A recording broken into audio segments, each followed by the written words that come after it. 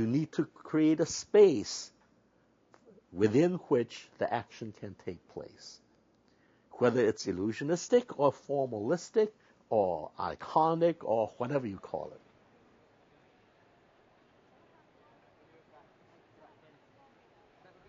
You've got to have a means of putting down your ideas as quickly, as freely, as expressively on paper or in three-dimensional form. It doesn't matter. Allow you yourself to look and say, oh, I think it looks okay, or I think that really expresses the play. Then that's the first step for you to have your self-evaluation, and that becomes the foundation to create a dialogue with the director. And that's the beginning of collaboration. It is about storytelling. And by telling the story, it is about us, how we relate to the society,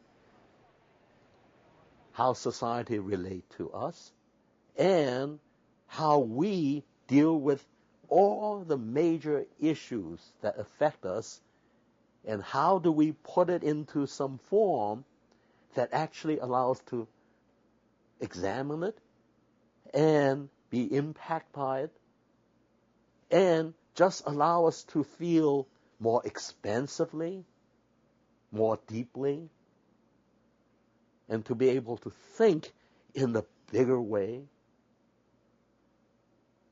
And that is all part of arts. What is great art is to make open doors and make you more sensitive.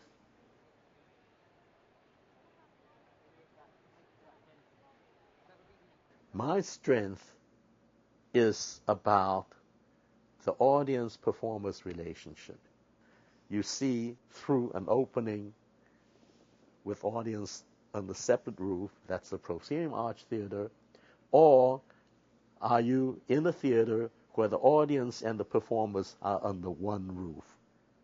Two total different approach to theater. The idea of purchase was a very exciting idea. A state university campus that actually is devoted to the arts. Art is the signature, the reflection of our civilization. You need to know your heritage in order to take a step forward and become a mature citizen of a democracy. And your life is impact if you have done endless amount of Shakespeare. You change. Your understanding of life change. And then, by being changed, and you grow older, and you've gone through middle-age crisis, or suddenly friends died. And that is going to affect how you do that very same play.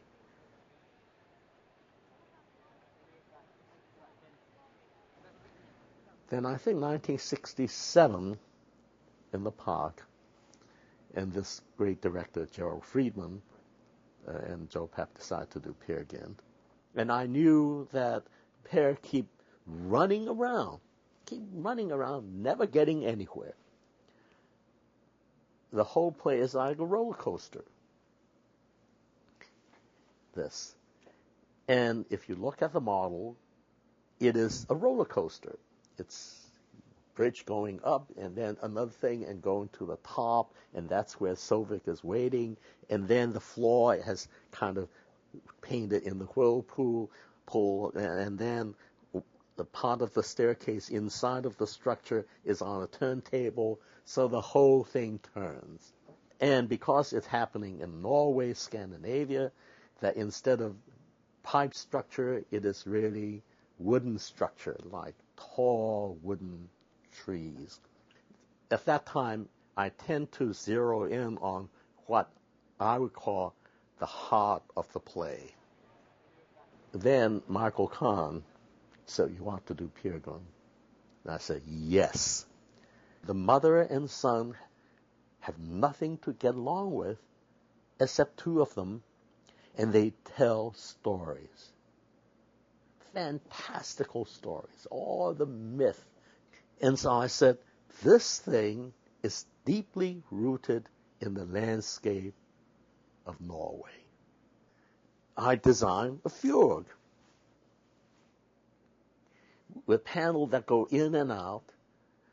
And then for the traveling, all the fjord move away and the shutter come in, so it becomes a long horizontal thing, and with a great big yellow sun.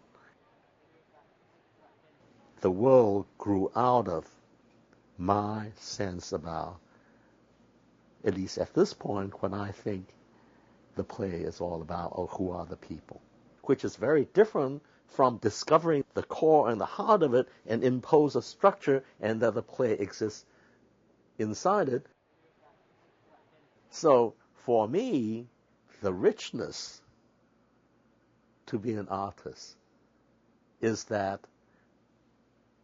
you yourself inform the work. But the work you do is a kind of life work, so the work enriches you and informs your life. And for me, there are not very many fields and endeavor that have the kind of circular, mutually informed way of life, of living.